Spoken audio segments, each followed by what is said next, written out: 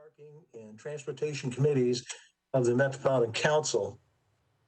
It's a meeting to help better inform all our council members about security video technology, how we might use it as an aid to our public safety in Nashville, and at the same time put guardrails on it so that we're protecting people's rights. And to better inform our discussion of a bill we have before us shortly, Bill 2020-457 by Councilmember Rosenberg, primary sponsor, and its implications upon the Metro Code Section 13.08.080. I want to thank all the committee chairs for their cooperation in this meeting. And look forward to hearing from you later on. I want to introduce John Rutherford as the chairman of our Personnel Committee. Jennifer Gamble is chairperson for Public Safety, Beer and Regulated Beverages. Freddie O'Connell is the chair of our Traffic, Parking and Transportation Committee. And I am Bob Nash, current chair of the Public Works Committee. We have a number of subject matter experts have been invited by different council members to help inform our discussion today. We have the Honorable Glenn Funk, District Attorney for Davidson County, Jenny Charles, who's an Assistant District Attorney for Davidson County, the Honorable Jason Powell, State Representative for District 53 here in Nashville, Dr. Tim Holman, Vanderbilt University Research Associate Professor of Electrical Engineering and Computer Science from Vanderbilt University, Detective Tom Sexton of the Belmead Police Department, Lieutenant David Ballard of the Shelby County Sheriff's Department, Mr. Christopher Slobogan, and I hope I pronounced that fairly right. Apologies if I did not. He is the Milton R. Underwood Chair and Law Director, Criminal Justice Program Affiliate Professor of Psychiatry from Vanderbilt. Ms. Faye DeMassimo is here. She's Senior Advisor for Transportation and Infrastructure at the Office of the Mayor. We hope to see Mr. Keith Durbin shortly, Director of Information Technology Services for Metro Government. Captain Chris Gilder of the Metro Nashville Police Department. Ms. Teresa Costonis, attorney with Metro Legal, and Mr. Mike Jameson, Director of Legislative Affairs, Office of the Mayor. Mr. George Riveras of Public Works, Ms. Colleen Herndon with Metro Information Technology Services, and we have several representatives from Flock Safety, Mr. Garrett Langley, founder and CEO, Mr. Alex Latraverse, Vice President of Growth, Mr. Sam Potts, General Manager, Mr. Nick Bloom, Territory Sales Manager, and Mr. Andrew Allen, who is a Market Manager. I do not suspect everyone will be speaking. Some of these guests are here to answer questions. However, when we get to the question and answer session, and some are here just kind of observe and learn like the rest of us. And again, to be respectful of all our guests, what I propose is going through and letting each one of our guests who is going to speak have 3 to 5 minutes so that we don't get caught up in questions and answer and maybe not get somebody heard. So I would ask all the council members and others here on this call to just kind of write down your questions as we go, take note, and we'll come back and after everyone's made their presentations, go through a question and answer period. So if with no further ado, I would, is Jenny Charles or District Attorney Funk on this call right now? Going once, going twice. I don't see them right now. Jason Powell, are you here yet? I talked to you earlier today. Councilmember, I see Jenny Charles' name on here. Oh, okay. In the list. I missed her somewhere. Thank you for your help, and feel free, folks, to help out. You know how these lists look sometimes. Jenny, are you with us? Get started. Yes. Sorry, can we get Garrett Langley to be moved from a panelist to from a participant to a panelist or whatever, so he can speak later on? For some reason, I don't know who's IT handling it, but if they can do that, that would be great. Oh, he's an attendee and needs to be a panelist. Yeah.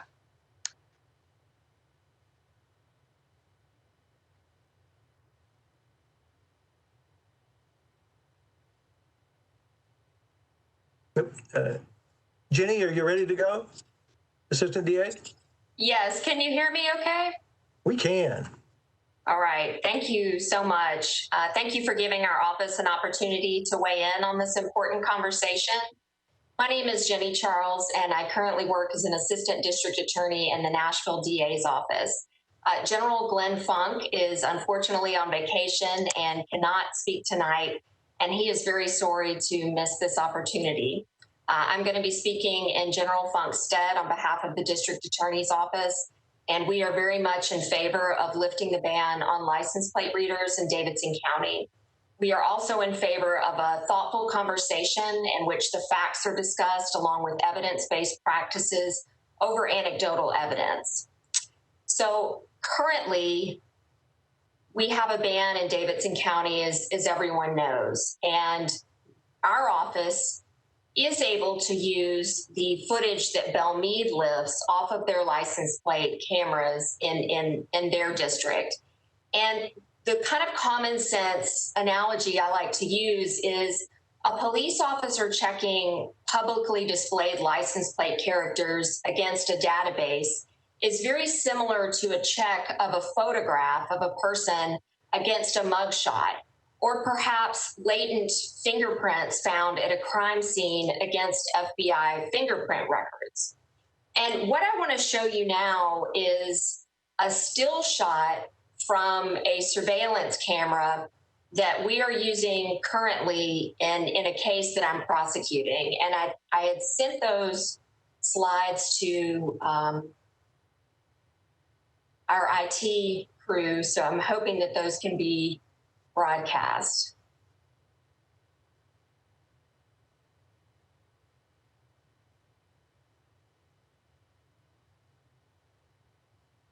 Can anyone advise me how I could broadcast those? Hello, Jenny. I can have you share your screen if you want to go through the presentation. Sure, that'd be great. Thank you. Okay, give me one moment to find you on the list. There we go.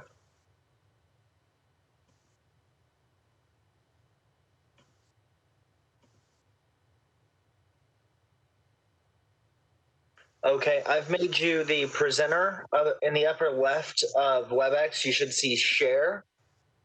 And you can click share application or file and select what you're wanting to share. Perfect. All right, great. Thank you for that. What we're looking at here is a photograph taken from a private security company's surveillance system of an apartment complex here in Davidson County. As you can see, 2 license plates have been captured in this surveillance. And what this is going to do, this pertains to a case, and I'm not telling you anything that's confidential. This pertains to a case in which 2 defendants put an automobile on Facebook for sale. And a single mom with a little girl responded. She was very excited to get the car. So she goes and meets them at an apartment complex. And they end up robbing her with a firearm and taking, not only do they not sell her the car, obviously, they take her car. So both of these individuals are charged with an aggravated robbery. And the surveillance video captured this license plate, which is going to be one of several puzzle pieces, so to speak, that I'm going to present to a jury if it goes to a jury trial, solidifying the defendant's guilt. Now, what's interesting to note is that this is unbanned This is unbanned. These photos are unbanned in Davidson County because they're not from license plate readers, but they're capturing the exact same thing, and all of this video is stored in a database. Now what I want to show you is the second slide. This kind of technology, these photographs are banned. And this is what's in controversy. This is the back of someone's vehicle taken from a license plate reader that's currently in Belmead, and you can see the license plate characters there on the bottom left-hand corner. And so this is banned versus unbanned. And I wanted to show you that because I'm more of a visual type person, and I think it really paints the picture of what's in controversy here. We're not talking about video that is capturing human faces necessarily. I suppose it could capture the back of someone's head or the outline of someone's body. What we're talking about is characters on a license plate. And I want to speak lastly about a cold case that, if I'm not mistaken, occurred in Bellevue. I'm not sure whose district that would have occurred in, but it involved a father and a husband who was killed in the middle of the night. This man's crime, why he died, was his wife woke him up. He was seeing a car that was broken into. His wife notified him, "Hey, honey, I think our car is getting broken into." He goes out into his car, gets into his car, and begins to chase the burglars. I believe that they either get on Highway 70 or Highway 100, and the car in which he's chasing shoots back at him and kills him. This is currently a cold case, meaning it has not been solved. And I hate that phrase "cold case" because it's not cold. It's very raw and real to the victim's family in this matter. One of the only clues we have in this case is a tag from that vehicle that happened to drive through Belmead. And so in close, I just want to leave you with some questions. Should we not use this clue? Is it improper to use this clue? Is it a violation of privacy of an alleged murderer to use this clue? I would submit not. And finally, in close, we may throughout this discussion hear the Fourth Amendment being thrown around, but I want to leave you with this, and I didn't want to begin with this because it's legal and somewhat dry, but this gives you an indication of how the courts are looking at this issue. First of all, it's important to note that in Tennessee, we already have a law on the book, that's 5510-302, that makes it illegal to store license plate data longer than 90 days. So that is an important guardrail that the Tennessee legislature has already placed on the books. The United States Supreme Court held in Katz v. U.S. that what a person knowingly exposes to the public is not subject to Fourth Amendment protections. The United States Court of Appeals for the Sixth Circuit, which has jurisdiction over federal appeals arising from Tennessee, the Sixth Circuit has joined the Fifth Circuit, the Seventh Circuit, the Eighth Circuit, the Ninth Circuit, and the 10th Circuit when the court ruled that a motorist has no reasonable expectation of privacy in the information contained on a license plate under the Fourth Amendment.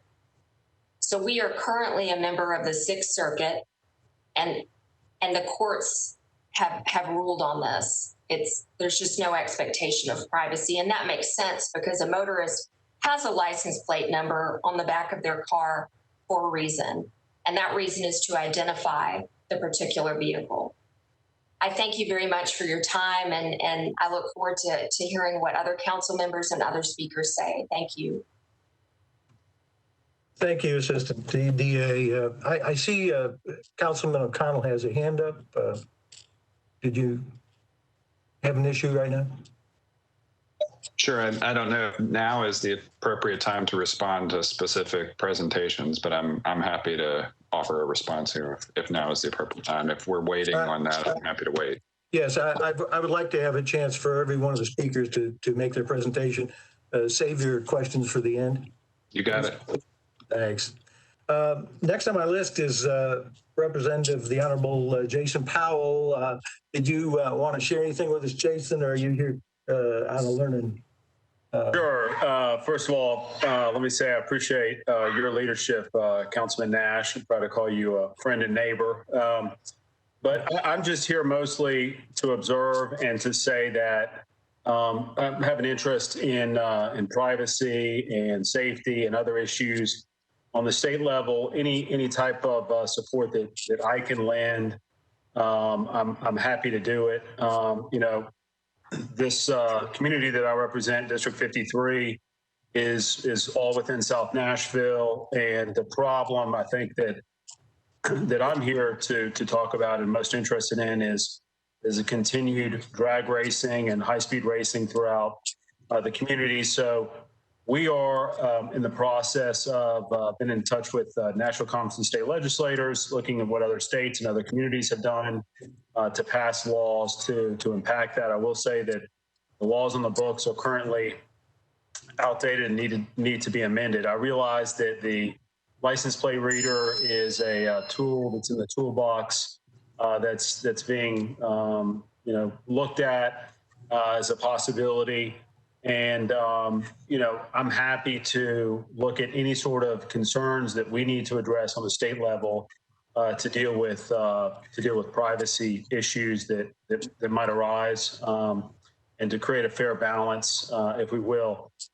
There is a piece of legislation that I actually sponsored last year that deals with the laws as it pertains to open records, where I was made aware of this by law enforcement here in Nashville, where essentially anyone who's ever been involved in an accident or knows someone that's been involved in an accident, right after they're involved in that accident, they were getting bombarded by phone calls. And so we looked closer into the issue and realized that literally there were vendors that were going down, pulling accident report records, had access to your information, date of birth, your phone number, all kinds of information you wouldn't want to share. And they were literally preying on the public to try to get them in for various nefarious reasons. And so worked on changing that law to make sure that we close those open records so they could only be available to the interested parties, not for people to go in and prey upon victims who had already been victimized in an accident. So familiar, obviously, with that section of the code, and I'm happy to, again, just listen in, learn, and figure out what we can do and help the city of Nashville, as this is not just pertains to Nashville, but the entire state and country. Quite frankly, this has become a problem. So appreciate you letting me join in the invitation. Thank you, Representative Powell.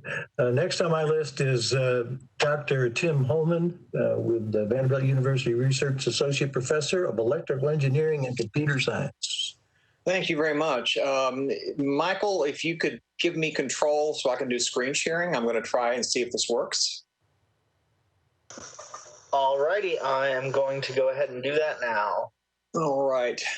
Just want to let everybody know that I've given a copy of these slides to Roseanne, so if anybody would like one, just ask her. I'm sure she'll be happy to provide those to anyone who wants them. Tim, you should be able to share your screen now. All right.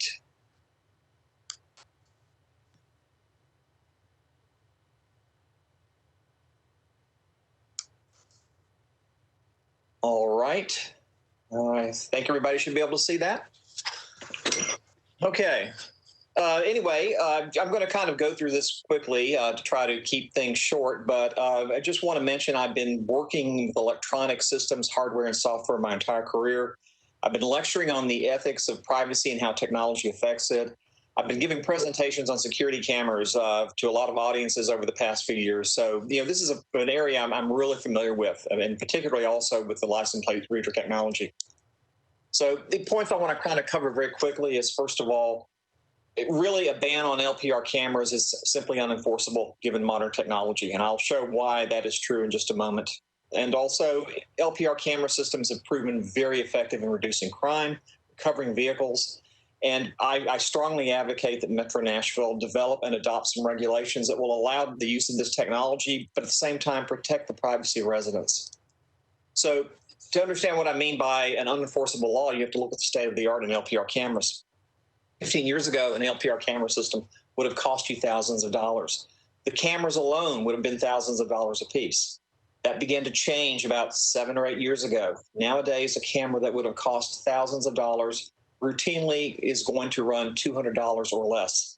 And those cameras can be used for LPR systems. In fact, the only difference today between an LPR camera and a standard security camera is the software you use on it, which means we have dozens of vendors today who are offering very affordable LPR systems, which can now be purchased for private use. And to an outside observer, you can't tell the difference between those cameras. So here, for example, from what kind of standard security camera that people would have. Except we zoom in, and now we can see every plate that goes by. All you now need is the software, which basically does nothing but do optical character recognition and simply reads that license plate as it goes by. So you have companies that have moved in now to address this, the fact that now home security cameras can be used for LPR. Here's a company that does that.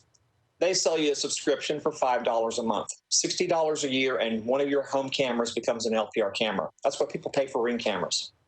So that is how inexpensive and how powerful the technology has become. Furthermore, we start to see LPR technology being built into cameras by default. Right now, we are installing Motorola 4RE in-car cameras into all of our Metro police vehicles. Those actually have LPR software built in. All we have to do is pay for the subscription, and you could actually turn that feature on. It's really kind of a standard feature, just like motion detection now being put into high-end cameras. So because of that, since you can't distinguish the cameras, that means this ordinance would be unenforceable, and it wouldn't be effective because you can't tell the difference between a regular camera and an LPR camera unless you ban all exterior cameras. In fact, if you had a bad actor out there who wanted to collect the data, that person would not care one bit whether these LPR systems are banned or not. You'd never be able to detect if they were collecting that data. Really, the only parties that this would hurt a ban is the people who want to use it to reduce crime. And really, this is something that Nashville needs. Nashville had 2,800 stolen cars in 2019. The problem is with these cars is the Metro police don't have the resources to track them or find them. And also those stolen cars become the gateway to additional crimes. So the police are not only dealing with the initial car theft, they're dealing with all of the other crimes that are enabled by people driving around in those stolen cars before they're abandoned. That's why people want LPR systems. They want to try to increase the recovery rate of stolen vehicles here in Nashville and prevent the commission of those crimes. So how it works is very simple. The LPR camera checks every passing license plate against a hot list. And if you get a hit, you send an image to the police. The police verify the hit. And if they see that it is a valid hot list plate, they send an officer out to the camera location to investigate. So this is the real power in LPR in terms of reducing crime and recovering these vehicles. If you look at how we're using it right now, we're using LPR cameras right now at the Nashville International Airport. To date, here in 2020, there have been 87 hits on stolen or wanted plates. In fact, there's a little kiosk. If you don't know where your car is in the Nashville Airport garage, you can enter your license plate, and it will tell you where your car is parked. So that's what's going on right now at the airport. Look at Mount Juliet, who just put in their Guardian Shield. They just started this system in just February of this year. They have 17 cameras. They've had 66 successful intersections of stolen and wanted vehicles. And if you talk to the Mount Juliet police and to other police forces around Nashville, they'll all tell you the same thing. A lot of these stolen vehicles are coming out of Nashville. They were stolen in Nashville. So The problem is we're targeting the wrong parties with an outright ban, because the people who want to install these systems in plain sight and say, yes, we've got these systems running and they want to talk to the police, they're doing it to fight crime. This is not, they're not trying to violate privacy. And really, you can't stop bad guys from abusing it. And you also have to kind of look at the hierarchy of risk. Yes, is there a risk of privacy abuse? Certainly with LPR systems. But consider the fact that your smartphones and your credit cards, the data people collect off that, can also be abused. But we don't ban those things, we regulate them because we realize they can be useful. So rather than putting an unenforceable ban in place, I really argue that Metro needs to allow the cameras and put guidelines in place to both protect privacy and to define appropriate use of the cameras. So if you look at cities here in Tennessee, multiple cities, and hundreds of cities in the U.S. are already doing this. I think it's essential that we amend the Metro Code to allow the police to untie their hands, to allow them to request assistance. So if you're operating a private LPR system, they should be able to ask, did your camera record this plate? Can you let us know if this plate goes by your camera? We can follow the lead of all these other communities and find guidelines for the proper usage of LPR. Here, Mount Juliet, they put everything up on the web. They were very clear about what they use LPR for. They're not going to use it to enforce traffic laws. They're instead going to use it to solve serious crimes. They're only going to keep the data for 30 days. There's no reason why Metro Nashville cannot implement something similar to what the cities around us are already doing. So just in conclusion, if you look at the lessons of history, if you have technology that's cheap and easily available and there's a real advantage to using it, then what you find is trying to ban it is doomed to fail. It's really almost inevitable that companies like Ring and Nest are going to bring LPR cameras online. And they'll be selling these in a few years because people want to see this. And so if Metro doesn't create guidelines, then you're going to find companies like Google and Amazon that are going to kind of fill in that gap. And that means the data is going to pass out of Metro's control and oversight. But if Metro collects and controls the data, then the city can erase that data. And it can also make sure that data is not abused by outside parties. So thank you very much. Thank you, Doctor. I see a couple of hands up. Tom Cash, did you have something? Well, yeah, I mean, I don't want to, I understand that there are going to be presentations first and don't mind waiting, but I do have questions. Okay, well, write them down and I will get to everybody after the presentations. Okay. Thanks. Next on my list is Detective Tom Sexton with the Belmead Police Department, who was kind enough to spend an hour with me the other day showing me their system, and it's pretty impressive to watch it in action. Tom, are you with us? Absolutely. And I'm kind of humbled because I've had to go after these two magnificent presenters, but we've used the LPR system now for about 3 years. And I've heard a little talk about the rules and regulations. Again, Dr. Holman brought up a very good point. All that the cameras are doing are capturing images of tags. The federal government and the state government already regulate. If I want to see who that tag belongs to, I have to go into a highly regulated database that leaves an audit trail, and that is audited on a regular basis. But in any event, what I like to do is brag about our baby. In Belmead, in the last 18 months, probably I've recovered over $1 million worth of cars.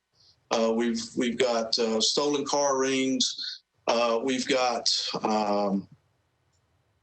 countless numbers of bad guys off the streets, from warrants from Davidson County, Cheatham County, Sumner, Robertson, Rutherford, all the surrounding areas. And as a matter of fact, most of the cameras' duties have helped outside agencies other than help Belmead.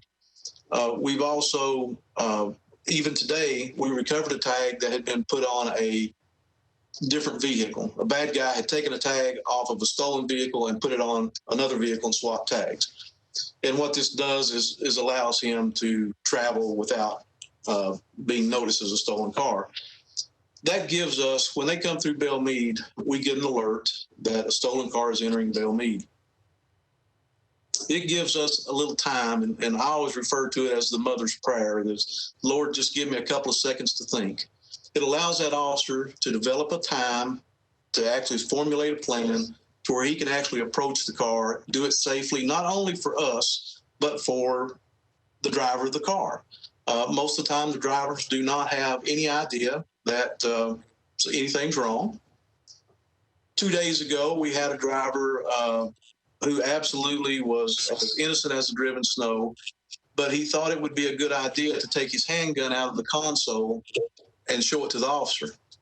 And he didn't announce what he was doing. He just did that. But it gave the officer was strategically placed. It gave him enough time to actually bring it down a notch.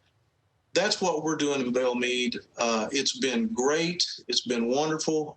We've solved cases that would have never been solved. We solved armed robbery up on Kenner Avenue, where there was absolutely no evidence at all, as General Charles has said.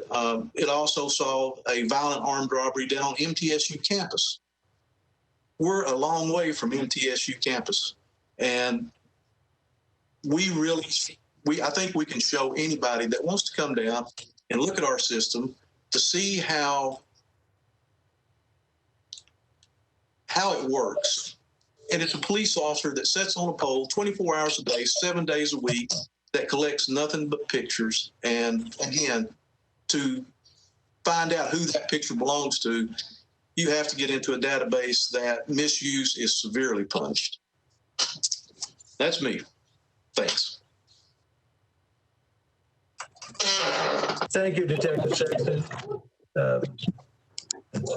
Next on my list is Lieutenant David Ballard from Shelby County Sheriff's Department. Yes, sir. Can you hear me okay?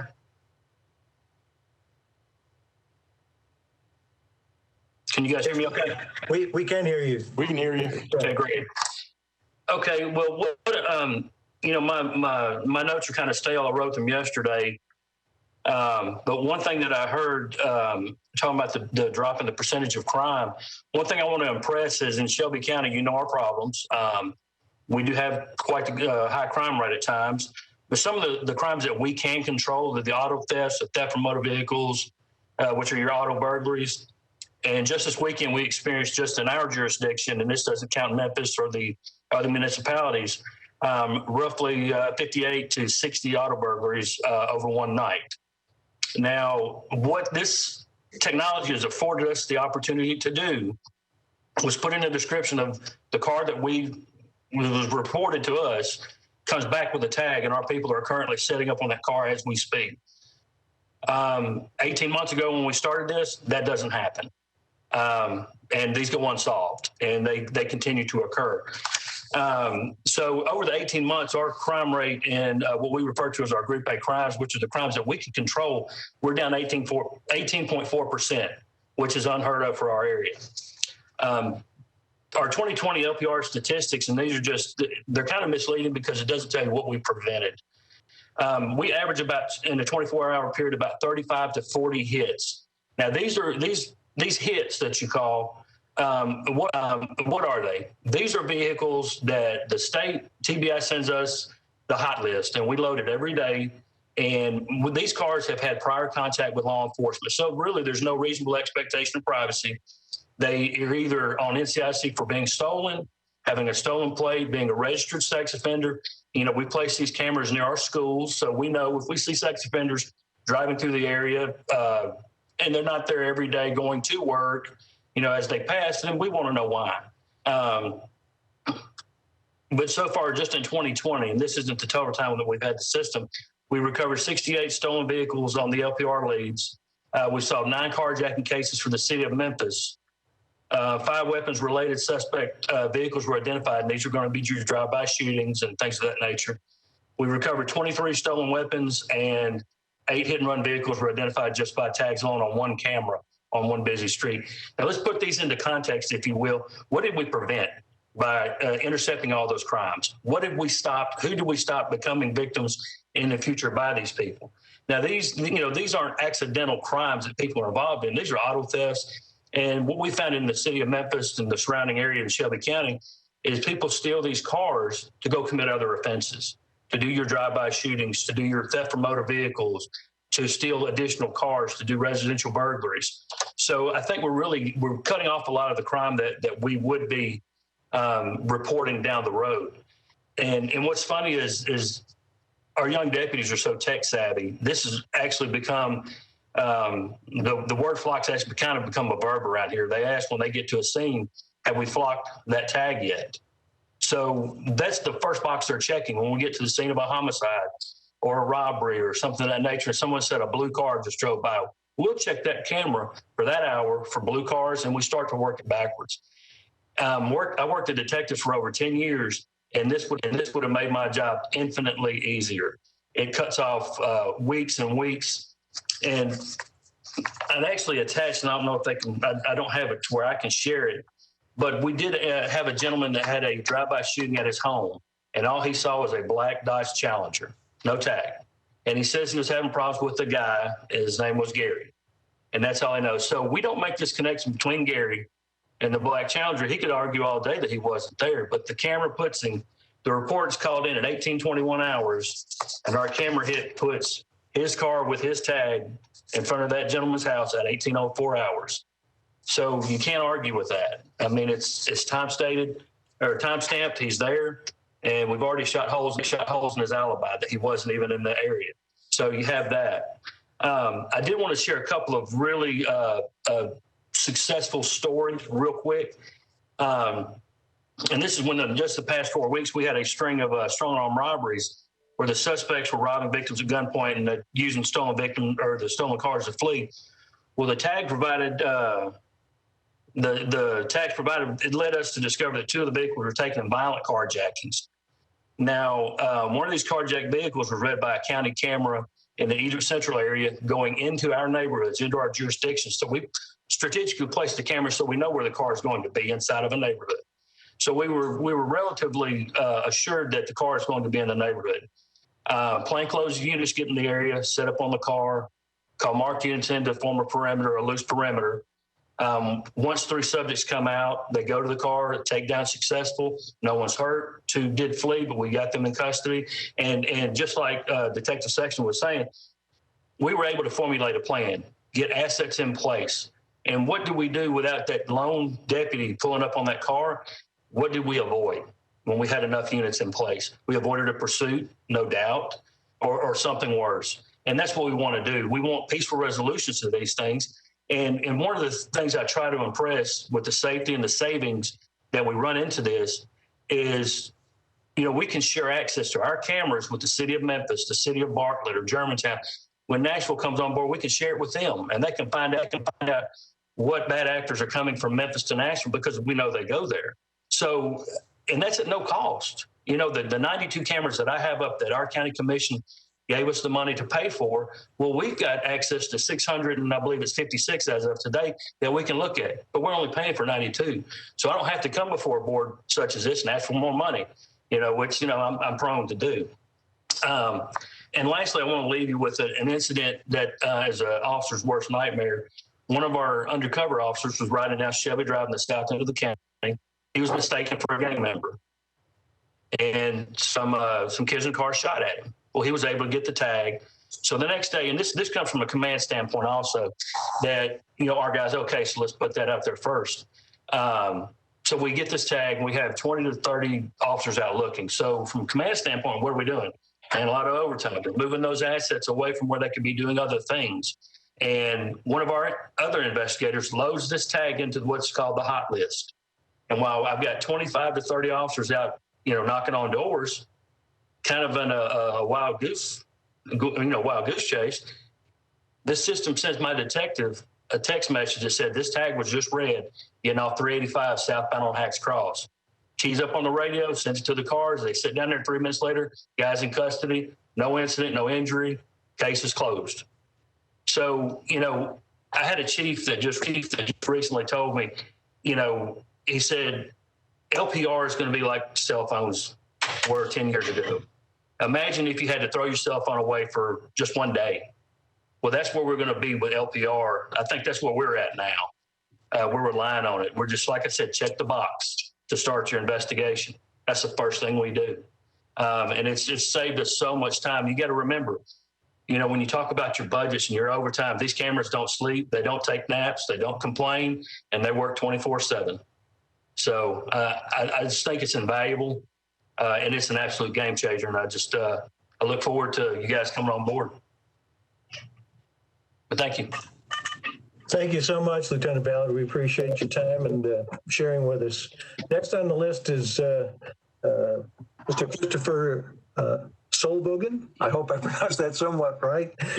Actually, you got it. He's the Milton R. Underwood Chair in Law and Director of Criminal Justice Program and Affiliate Professor of Psychiatry. You did pronounce it right, at least the way it's spelled, but actually it's misspelled. It's Slobogan. But thank you very much for the introduction. Thank you for giving me the opportunity to talk to you all. I've written for years about the Fourth Amendment and privacy. I have a book called Privacy at Risk. And it may sound like from that title that I would be hostile to automated license plate readers, but actually I'm not. I agree with General Clark that the Fourth Amendment does not apply in this situation. The Supreme Court and the lower courts have made that clear. There's no expectation of privacy in the public thoroughfares, at least if the surveillance is for a very short period of time. At the same time, I think there needs to be regulation of these cameras, and maybe that's where I might be able to have some useful input. I think typically the literature suggests that there ought to be at least 5 aspects to regulating use of these cameras. First of all, there ought to be legal authorization from the council in this case, or from the state and other kinds of cases, that specifically sets out what the cameras are permitted to do. So I've heard, for instance, reference to using the cameras only to solve serious crimes. They can also be used to detect people who run red lights. They can be used to detect parking violations. The legislation, the representative body should set out exactly what they can be used for. And by omission, that means if it's not set out in the legislation, it cannot be used for purposes that are not listed in the legislation. The second aspect of regulation is what's called minimization, which means that, as some of the previous speakers have indicated, that ideally the cameras we're talking about would only pick up license plates and the back end of cars, not pick up faces. And if that kind of data is picked up, that would be removed immediately. And that is extraneous information would not be kept in the database. The third regulatory aspect is has to do with retention and storage policies, and that's also been referenced. And again, that should be closely tied to the purpose that the cameras are being used for. So parking violations, presumably the data only needs to be kept for a very short period of time. Serious crime, if it's matched up to a hot list, obviously then it might need to be kept for evidentiary purposes. But in any event, there ought to be very clear rules as to how long the images can be retained, and images that are irrelevant, unnecessary, should be destroyed. I know Tennessee has this law barring retention beyond 90 days, but arguably in many situations it should be much shorter than that, depending again on what the use is. The fourth aspect is security. This is obvious. The databases have to be kept secure. There needs to be monitoring for security breaches. There need to be audit logs, and again, one of the previous speakers mentioned this, that makes very clear who has accessed the database, and there need to be limits on who can access the databases. And that again should be in the legislation or regulatory policies. And finally, there ought to be the fifth regulatory aspect is accountability. And again, this has been referenced by other speakers. There ought to be some consequences for violating any of the kinds of policies that I've been talking about. And if these 5 things are adhered to, then I think a camera system can have all the benefits that have been alluded to, while at the same time protecting privacy. I'll mention one last thing that's somewhat personal. We have a Ring in our house, a Ring camera, and our neighborhood has a camera that is specifically designed to pick up license plates. And I'm not clear on exactly what this amendment is supposed to do, but it looks like it would clearly prohibit the use of our neighborhood camera because it's set up precisely for the purpose of picking up license plate numbers. And it might prohibit use of rings if it accidentally or unintentionally picks up a license plate that then the law enforcement officers want to get access to. And I think that's worth considering just how broad the proposed amendment would, how broadly the proposed amendment would apply. That's it. Thank you, and forgive my typo. No problem. Thank you. Next on the list is Ms. Faye DeMassimo, our Senior Advisor for Transportation and Infrastructure. Did you have anything to share with us, Ms. DeMassimo?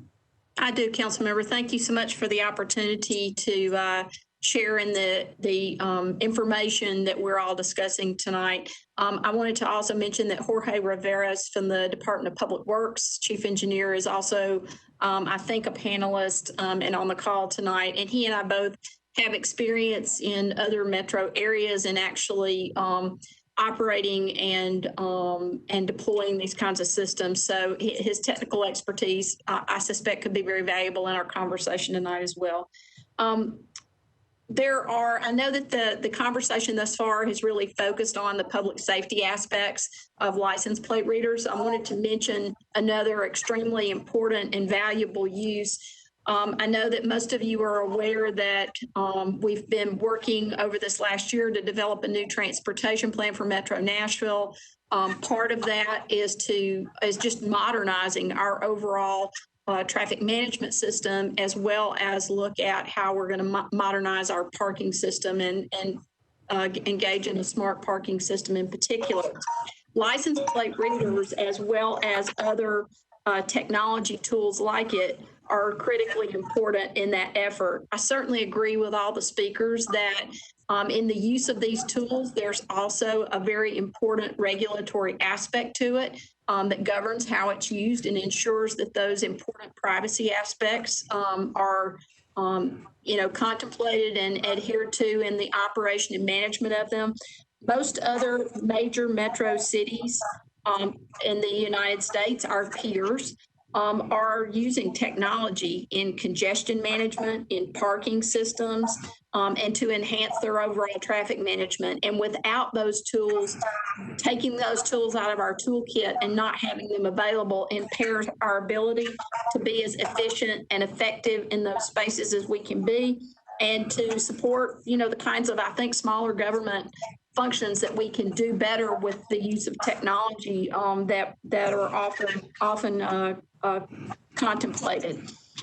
Again, I don't think this is a and/or conversation, or it's not an either/or conversation, but it is an and conversation. How can we make sure that we protect privacy as well as don't take the tools out of the toolkit or leave those things available to us, license plate readers included, that can enhance our ability to provide a much more efficient, effective traffic management and parking management system in Metro Nashville. Thank you.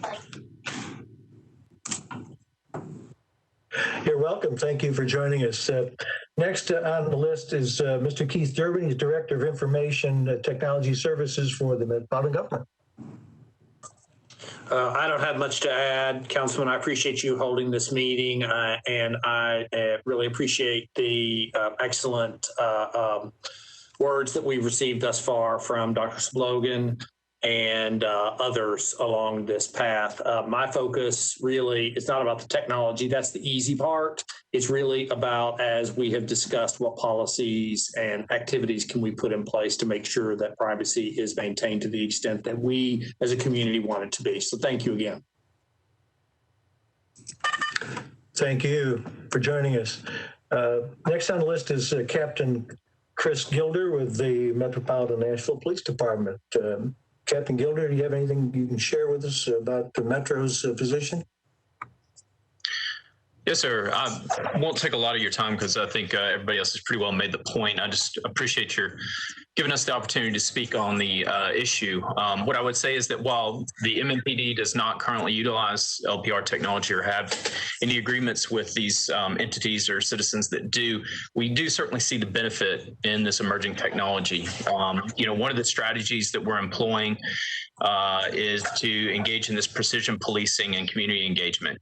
And that's kind of a twofold approach, focusing on problem people in very specific problem places and utilizing intelligence-led policing, and also our community relationships that we've cultivated to help solve these crimes. And as we see it, one of these effective and objective resources in solving crimes is LPR equipment. It's far more and less intrusive, and simply relying on subjective descriptions by witnesses, and some of them just they're not going to give you as best as they want to be accurate. They're not going to be as accurate as an LPR will, and I think General Charles made a cogent notation between the similarities of LPRs and mugshots, but I would say, these are far less intrusive. LPR photos, as the other speakers have noted, are simply images of your government issued license plate, which the law requires you to publicly display. That's obviously far less intrusive than a photograph of an individual that might be captured on a surveillance camera, which are pretty prolific.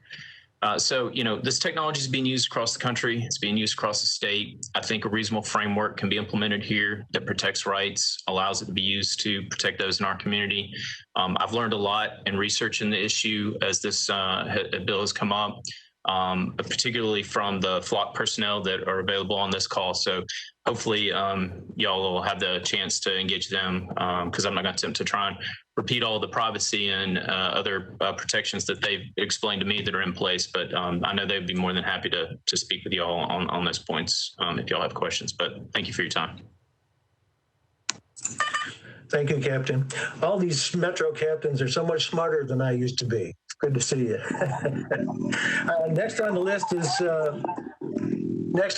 is Miss Teresa Costonis with the attorney with Metro Legal. Yes, hi. This is Teresa Costonis with Metro Legal. I don't know that I have anything to add to what people have said before. I'm the attorney who works with ITS and Public Works and with Ms. DeMassimo, and so certainly I've been involved in supporting them and working on projects and legislation that might benefit from the use of this technology, and certainly on behalf of myself and to the extent that I have the authority to represent it in my department, I would say that we would be glad to play a supportive role in helping to draft any policies or regulations that are deemed to be needed to address concerns in this area.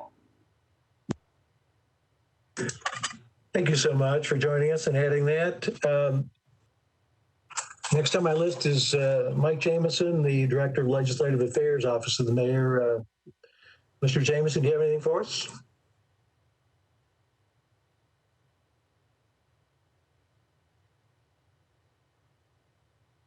Mr. Chair, sorry, it took me a moment to find the mute button. Just want to express the appreciation the mayor has for the committees coming together in a special session. It's always very helpful in solidifying the various positions that all of these departments and all these chairs and department representatives have, and he's very grateful. It's very helpful for us.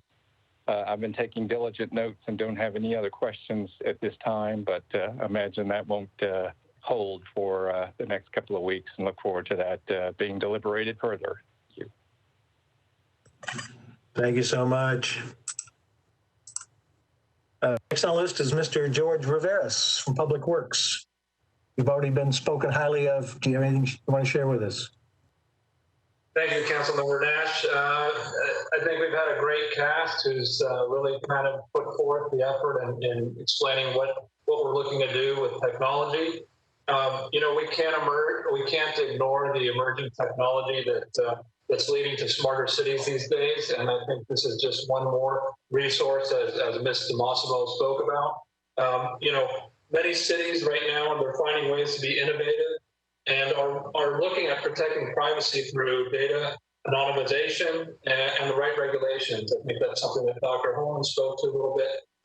And again, we're looking at these resources so we can better manage our traffic, better manage our multimodal systems. We want to be able to better manage not only vehicles, but our transit, our micromobility, and other emerging technologies that may be coming. So I'm really excited that we're talking about this. I think this is a great forum and a great opportunity to talk about these emerging technologies and what we can do to make sure that we're doing the things that are right for Nashville, for its future, to become an emerging city amongst its peers, not only nationally but globally. And I just thank everybody for the opportunity to talk a little bit about it. And like I said, we've had a great cast who's come before me, so that's all I'll say. Thank you. Appreciate it. Thank you. Ms. Colleen Herndon with Metro Information Technology Services, did you have anything you wanted to add? Thank you very much. I do not have any further questions. I just appreciate being allowed to listen to all this feedback. My perspective is along the lines with Jorge and Faye in regards to how LPR technology could be used for our smart parking effort. So thank you again for the opportunity to be here. You're more than welcome. We are now to the representatives from Flock. I think what I want to do is introduce Mr. Garrett Langley, and then maybe I'll let him introduce whoever he would like to have speak on the company's behalf. Mr. Langley, are you here? Yes, sir. Thank you. And thank you to all the council people who set this up. I do have a handful of colleagues with me. Nashville is an important city, both to the state of Tennessee, to this business, and to the country. And so we're all excited about the opportunity to share a little bit about our perspective. This is by no means a sales pitch at all. I'm here because I'm also a civilian. I'm a civilian in Atlanta, and Atlanta has seen a lot of success as well. So I'm going to just kind of walk through a few points that I wanted to hit on. The first is that, I'm also an electrical engineer, so it's great to see another electrical engineer that cares about technology and privacy and the intersection as it relates to public safety. I started this company 3 years ago because I was a victim, and my neighborhood was a victim of a well-organized rash of car break-ins.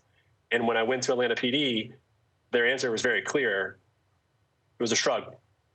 Not for lack of effort. These are incredibly hardworking men and women, but they had no evidence. And there's nothing for them to do. So we all filed our insurance claims, and now my family is living in a new neighborhood, and we were just no longer comfortable living in that community, knowing that it was that easy for that community to be taken advantage of.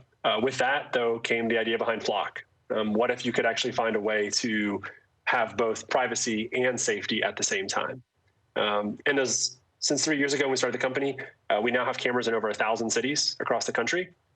So there are over 1,000 cities like Memphis, like Shelby County with Mr. Ballard, to Atlanta, to Fort Worth, to Alabama, all the way to California. Whether you're in a place like Vallejo, who is seeing a massive uptick in violent crime, or you're in a place like Ontario, California, that is not seeing crime, but is trying to prevent it. The reason why so many cities have adopted LPR, particularly with Flock, is because we do take privacy seriously. It is something that we think is the right thing to do. Unfortunately, the legacy industry has taken perhaps missteps in how data should be handled. A number of the people in front of me spoke on this very well, so I will not be overly repetitive, but I wanted to hit on a few points to what I would call as a more modern take on LPR, and is what I would recommend someone like the city of Nashville take back to legislation. The first is about data ownership. From a Flock model, just so everyone's aware, if a neighborhood buys our camera, they own the data. It's their camera. It should be their data. They should have control over where that data goes, and there should be no ability for a company like Flock to sell that data. I think there's an unfortunate reality that some of the largest vendors in this industry have a track record of selling license plate data. And I get why, if I was a person on the other side of this conversation, would be frustrated, because I find that frustrating too. I think I've also heard, about the 90-day retention. For Flock, we think 30 days is a great retention period. All of our customers across the country adopt a 30-day retention period. While there are definitely crimes that our law enforcement partners will miss because the footage is deleted after 30 days, we believe this is an example of why finding a balance between protecting our privacy and increasing public safety is where you can find that. I think 90 days is also pretty solid across the state. The other reason we've talked about is intent. In our system, we require a search code for every single search, and that is typically going to be a case number. So this is not a tool that can be used for surveillance. It is a tool to find evidence to solve crime. And the last thing that I've heard as well that I wanted to hit on is around auditing. as Mr. Ballard can confirm, every click, every search, every action that's performed in our system is maintained in an audit trail, and city council people like yourselves can request that. What that means is that we can guarantee through the proper checks and balances that these systems aren't being abused. And that audit to me is really important as a citizen living here in Atlanta, which is we have thousands of flock cameras throughout the city now. And for my colleagues who are living in the greater Nashville area, who are employees of Flock and who would love to see our technology more deployed across the city, knowing that we can both reduce crime, we can solve more cases, but still know that there is a way to manage privacy through policy. So for us at Flock, as I said, we work with now over 1,000 cities. We love being able to have these types of conversations because we think it's appropriate to have open dialogue about the ethics of technology and its implementation with law enforcement, and would be happy to also answer any questions that are specific either to Flock or our perspective on just the macro LPR market. And I think my goal in this conversation was just to say, I do believe that the industry players of the past were not following a framework that I think most cities should adopt. And I think that has changed, and it is continuing to change because companies like Flock are pushing for this dialogue and pushing for better retention, better auditing, and better use cases. So thank you very much for taking the time to hear us and for hosting this conversation, which I think is such an important conversation to have, particularly in this time when law enforcement needs as much help as they can to objectively enforce the law. So thank you. Thank you, Mr. Langley. And I guess I should put a disclaimer in here. This isn't, we're not touting you necessarily as a vendor, but we certainly wanted the advice or information from somebody in the industry, and you had a very good presentation for us, and I appreciate it. And thank you, sir. And I would just say, I was talking to the councilwoman beforehand, and I've had the privilege to speak in front of the commissioners in the Shelby County, to Fort Worth, to Atlanta, all the way to San Francisco. And it's an honor to talk with you all as well. So thank you. Thank you. Council members, I'm going to try and walk down the list of people as you raised your hands. I had Mr. O'Connell, Councilmember O'Connell down first. Are you still with us? I think he needs to be upgraded to a panelist. Gee, he was with us earlier. If our technicians could... Can you hear me? There we go. Yes, we can. Okay, great. Well, I guess, thank you, Mr. Chair. I know we've got a special calls committee with 4 Metro Council committees here. I just want to note that the specially called meeting of 4 separate committees of the Metro Council is ostensibly to understand BL 2020-457, which is predominantly about limiting non-consent, non-warrant data sharing for privately installed security cameras. And as such, I'm especially frustrated that the presenters in this call were law enforcement, vendors, IT background folks without any predominantly skeptical voices from civil liberties or criminal legal reform organizations. And though this is a joint committee meeting, I had no hand myself in recommending or approving guests, and I would suggest strongly a follow-up with some additional expert testimony. Because there was a technical correction involving license plate readers, we seem to be now having a broad-based discussion about surveillance issues, but we are way off track from understanding the bill. Now, given that, for starters, if we're talking surveillance state, we do know that there will be an eternal tension between security and liberty's intersection with privacy. We've learned a lot so far today about the total erosion of privacy in any space outside one's home. That should concern all of us. The DA's office and Dr. Holman seem to suggest a policy approach along the lines of everyone else is doing it, why can't we? The broad outlook from law enforcement seems to be more surveillance is necessarily better surveillance and better for us. I do not share these perspectives. In fact, I would hope that many Nashvillians think twice about them. I understand that private citizens may choose to install private surveillance systems as a personal choice. I think that is a wholly separate issue from the issues of privacy and public policy. Despite the assertions about case law, the lack of legal protection is not by extension a requirement that the state expand its surveillance capabilities. In a world of data storage with high capacity internet, it doesn't matter principally how long information is stored. Whatever information is stored at any given moment is vulnerable to malicious hacking. That could be a rolling 30-day window. That could be a rolling 90-day window. It is still vulnerable information. Why should we care about common sense privacy protections? Because we should care about private citizens who might not want their movements around the city tracked for sensitive reasons, whether these be medical or other health-related appointments, whether they might be vulnerable to stalking from tech-savvy bad actors, or whether, as many of my constituents do, they might live in communities that have a low level of trust in law enforcement and the criminal legal system. In Nashville, we are currently enjoying a years-long trend of drops in both violent crimes and arrests. Given the rapid proliferation of surveillance technologies, both personal and systemic, as well as what we know about the erosion of privacy, often in ways unknown to private citizens, the hierarchy of risk is completely slanted against people who have no intention of engaging in illegal activity, but want to roam freely without being constantly surveilled. I would hope colleagues return to a discussion about what BL 2020-457 is about.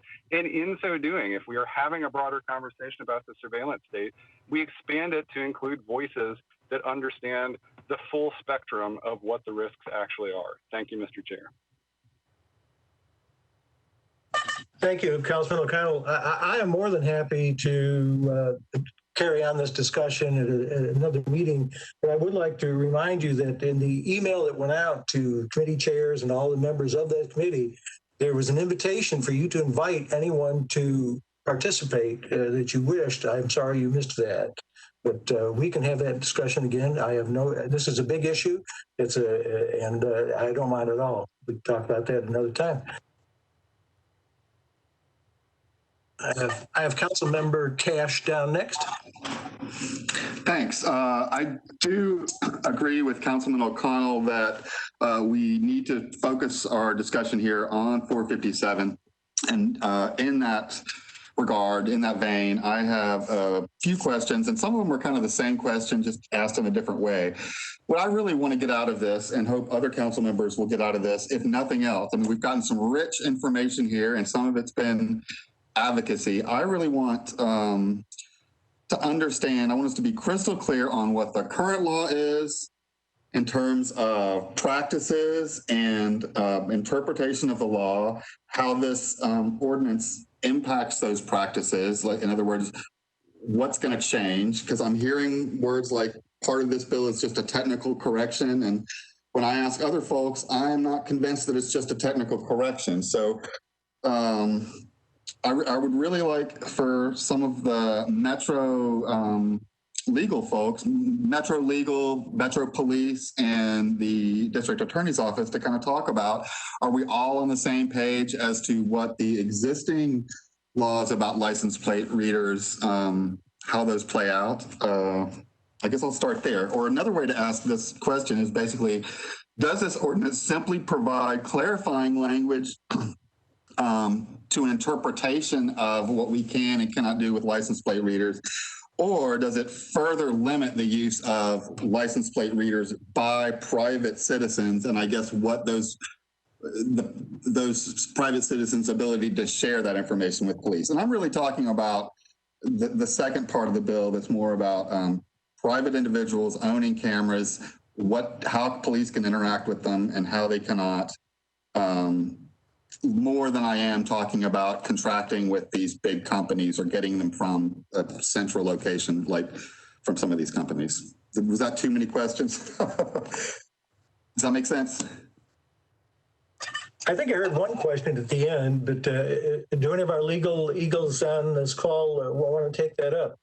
Basically, what I really want to know is, based on the law that went through in 2017, what are police allowed to do?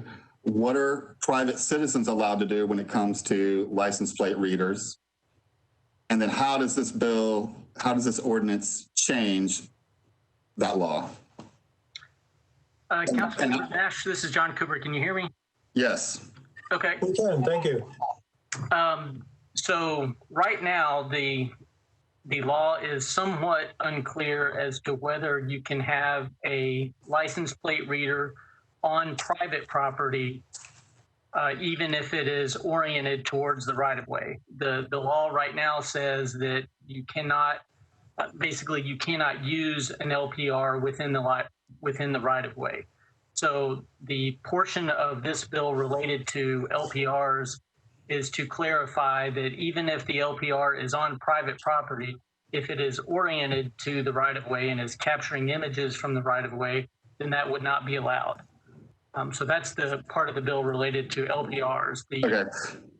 So I guess I would like to ask if Metro Legal agrees and if Metro Police are following the interpretation that is being clarified rather than changed, if that's the case. Metro Police, what are you able to do with license plate readers that private citizens own? Well, currently, we don't have LPR technology ourselves.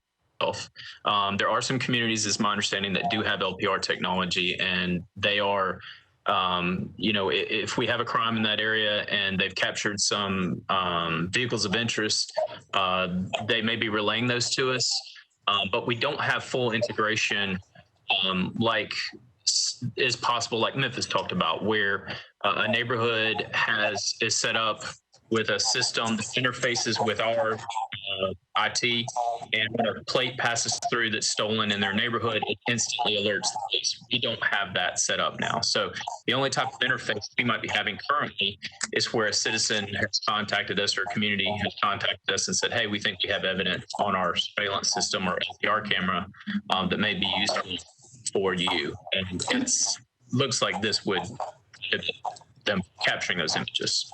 It looks like this would what? Prohibit them from capturing those images if they were utilizing an LPR camera oriented into the public right-of-way. So it would further limit use of LPRs and what they could share with you. My reading of the bill is yes, it would prevent, no matter if the camera is on private property, if it is oriented into capturing LPR license plates of cars passing in the public right-of-way, it would prohibit that from occurring. All right, and if I could ask the district attorney's office, ma'am, you said earlier that that they are banned, that license plate reader technology is banned, and you are not able to use that technology as evidence in court. Is that so? That's true now, whether it comes from a government camera or whether it comes from a private camera. In other words, Captain Gilder just said that sometimes a private citizen will share a picture with them. Are you able to use that picture in court currently? Can you hear me? Yes, ma'am. When I was referring to a ban, I was referring to the 2017 legislation that enacted a ban. It's my understanding that no Metro Nashville law enforcement officer can use an LPR camera. Private citizens can currently own them, although this would change that. Satellite cities, or maybe perhaps just Belmead, because I have not seen the technology come from any other satellite city other than Belmead. But if Belmead captures a license plate, which they frequently do, yes, we can use that in our current cases. But and does that answer your question? Yes, I think so. And obviously, Councilman Nash, this is Councilman Rosenberg's bill, so he should obviously be given an opportunity to chime in here. I know he's got his hand up, but since we're talking about his legislation. We're getting close. Matter of fact, he's next on the list. Councilman Rosenberg. Thank you, Mr. Chair. Thank you, Councilman Cash.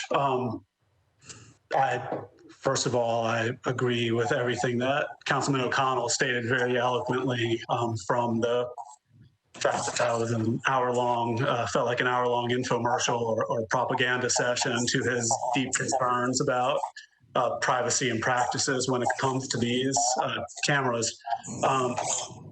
I would just note incidentally that there is that, first of all, it was stated earlier that license plate readers only capture license plates, which is untrue. At least the Bell Mead ones also take photos of from the front of who is driving and sitting in the car, and they associate those with the photos of the license plate.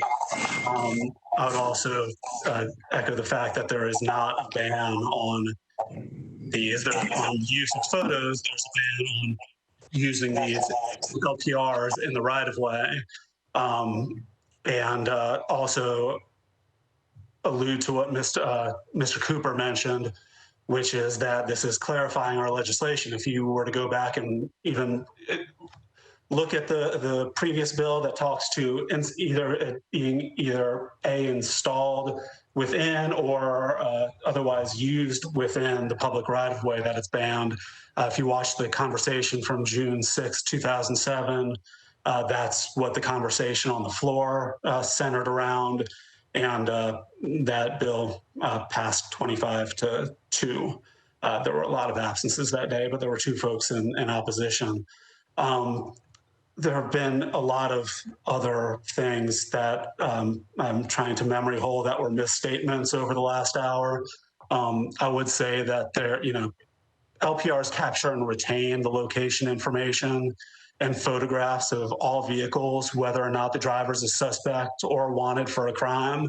And the arguments that have been made in favor of them are about the same arguments you made if you were to ask whether we should be able to pull everybody over and search every car.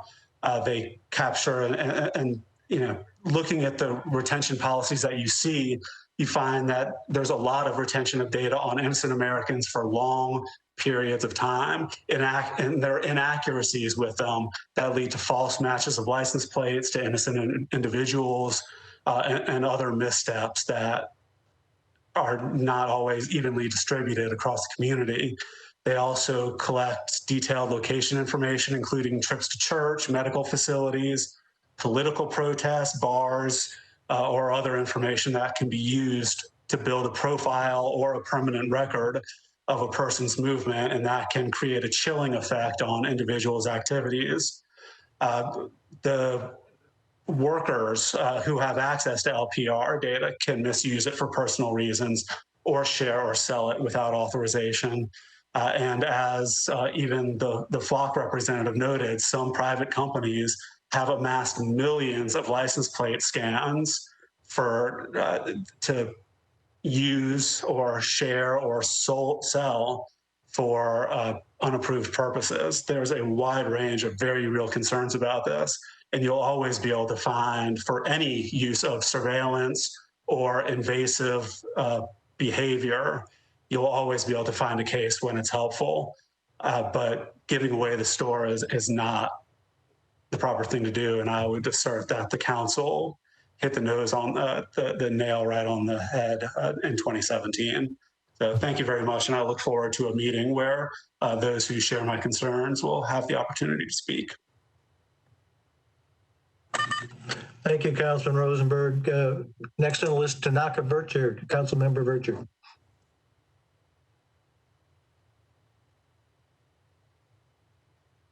I had my hand raised by accident. I apologize, Chair. That's quite all right. Councilmember Hager.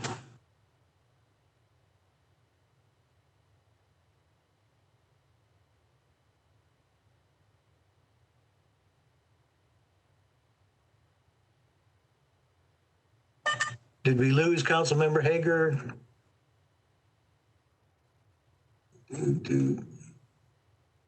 Apparently at the moment we've lost him. Council Lady Johnston. Thank you, Chair. I just wanted, when I first heard about license plate scanners, it made me think of like a movie when you see all this information flash across the screen, right? So, for example, ABC 123 license plate that says white Honda Accord, Courtney Johnston, the address, whatever, and it's just constantly going. And so when I've learned more about it, I just want to make sure that when these images are being captured, that it's more of like it's just a picture, right? And so what exactly, and I guess this question would be to the technology folks, so the guys at Flock, it's just, I'm asking this, is it just the ABC 123 white Honda Accord, or is there personal information, for example, like in this database that there's 30 days or 90 days, however long you keep the data, what is it that if someone was to hack into it, that they would actually see? Thanks, Councilwoman, for the question. So to answer it, it is just a still image of the vehicle. We can't see inside of it. We keep track of the license plate and then the image associated with that. So just a single image of the car. So there's not like a written description of the car, like white Honda Accord. It's just the picture. Sorry, there's the picture, and then there is a metadata such as the color, the make, the model, and then the license plate. And then to the Metro PD's point as well, the difference between a residential install and a city that is using LPR, either paying for it or just receiving the hits, is that a resident just has that, they store it, it's there. But if that car was also wanted, or like in the case of a recent situation here in Chamblee, Georgia, when it was an Amber Alert, that notification goes in real time straight to the officers. And that, I think, is kind of the difference that the Metro PD was also talking about from a residential install versus a municipality install. Okay. And one of the concerns that I can't remember I think it was Councilman O'Connell that brought up that it's sort of the surveillance aspect of it, the tracking where someone is going. So is it possible for someone to, I guess, if whoever owns the data is the only people that are able to access the data. So say there was someone if it was police owned, that the police could go in and figure out where Courtney Johnson is going, because they could say, hey, I know her license plate number is this, and they could track that. Is that possible? And then if it is possible, is there a way to see who's looking at what and why and when, so that if that was audited, I could see that maybe Captain Gilder has been stalking me, for example, you know what I mean? Mm-hmm. So can you speak to that? Yes, ma'am. So through proper policy and implementation, that's not something that's possible to do without reaping the repercussions. No different than, some member of law enforcement shouldn't be tracking you physically, right, and tailing you unless they had a reason to do so. And so in our system and in many LPR systems, there is a requirement of having a case number. And so if you were a suspect in a criminal activity, then yes, they would be searching for your license plate, and that case number would also be recorded, so that if in a month from now or in 6 months from now you had that suspicion, the command staff at Metro PD could perform an audit, and they could prove or disprove what people were searching for your plate, what people were searching for what, and what was their reason. And so we obviously, with any technology, there's risk, and what we find is that agencies that implement a proper policy and training, that risk is mitigated. Okay, great.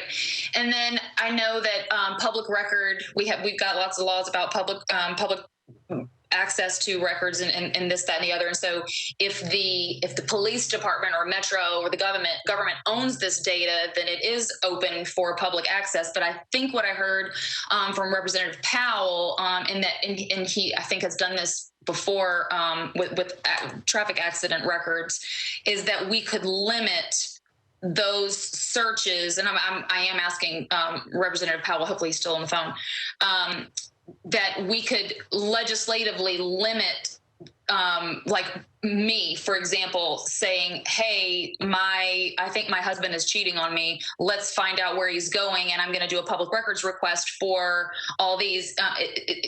So we could limit this to just criminal investigations. Is that correct, Representative Powell? Yeah, I mean, the state law, I'm sure you could certainly you can limit what is available and what can be reviewed. That certainly seems feasible. Okay, perfect. And so Lieutenant Ballard, hopefully he's still on the phone. It's been a while. I wanted to see, I know you guys have had the LPR for, I can't remember how long you said, or maybe you didn't say, but do you have any statistics on like how much, maybe like a percentage that crime has been reduced just in general since LPR technology has been utilized? It does look like the lieutenant dropped off. Okay, I will see if I can. Yeah, but I can answer that question for in the case of Shelby County and a few other cities at least. Okay. So in the case of Marietta, Georgia, they reported a 32% reduction in Part 1 crime. So what we do track most closely is Part 1. That's the nonviolent crime. Most violent crime tends to be solved because it's the top priority. The nonviolent crimes, in my case, there's only about a 13% clearance rate nationally, which is the likelihood an arrest occurs. And so that's the crime we want to just get rid of because it doesn't need to exist. And so in the case of Marietta, they had a 31% reduction in Part 1 crime year over year. And then in the case of Cobb County, who's also one of our earlier customers, they've had the product for about 2 years. They had a 62% reduction in entering autos in their community where they did a controlled test. Great. Okay. Thank you so much for clearing that up. And that's all I have, Chair. Thank you. Thank you, Councilman Johnston. I'm going to violate my rule just a minute to allow Jennifer, Councilmember Gamble, since she is a chair. Thank you, Chair Nash. I appreciate that. I just have a few comments and questions. I want to start by saying I appreciate the comments that Councilman O'Connell made in the beginning. I, too, would like to see maybe some community and privacy advocacy groups. None of those groups have reached out to me about concerns regarding privacy, but if there are some, I would definitely like to hear those. Also, I am very interested in looking at, after hearing the comments today from the expert panelists that you have, particularly Mr. Solbergen's comments about how we might look at, if not banning the LPRs, looking at ways to include points in legislation as it relates to making sure that we have clear specifications on how the data would be used, stored, secured, limited access, and definitely adding an accountability piece to that, because I do see the value of this equipment to help solve crimes, and that is, we need tools to do that, to help solve crimes and help reduce crime in the city. So it seems that there may be a way to do that, but with also making sure that we're maintaining and promoting privacy for our citizens. For example, I would not want this equipment to be used to identify potential witnesses to crime. It should be just specified to only using for descriptions of vehicles related to alleged crime. So it seems to me that there would be ways for us to add information in the legislation to protect citizens' privacy. I guess my question, and maybe Mr. The person from Flock, I'm sorry, I forgot his name, Garrett Langley, can answer this. What security measures, just with your company, I guess you can describe, and maybe that'll give us an idea of how it works with any company that provides this kind of service. What security measures do you take for hackers, and what percentage, if any, have you had incidences of hackers breaking into your system and using data for unlawful, scrupulous ways? Thank you, ma'am. It's a great question. So to answer your question in a few parts, the first is we've had no incidences to date in the last 3 years. That's good, but I think we'll continue that path of success. In terms of what the industry does, I think it's probably helpful to first take a step back and think about, from an information security perspective, targeted vectors. And so LPR data in general is just not that interesting. When you compare it to credit card data, social security numbers, GPS, if I think about, a Facebook, a Twitter, your bank is just a much more interesting vector. And so from an information security, that's the number one thing, right? Which is how do we reduce the likelihood that someone wants to attack us? By not capturing and storing what is generally considered legally PII, that's an important first step. That being said, we do still take security seriously. All of the data that we do store on behalf of our customers is encrypted. For our government customers, it is stored in a CGIS compliant data center hosted by Amazon. CGIS is, if you're not familiar with it, equivalent to HIPAA or PCI, but for law enforcement. So it's an incredibly secure data center hosted by Amazon. All of it's encrypted at rest. And then my staff, the majority of my staff is personally goes through background checks. We are based in Georgia.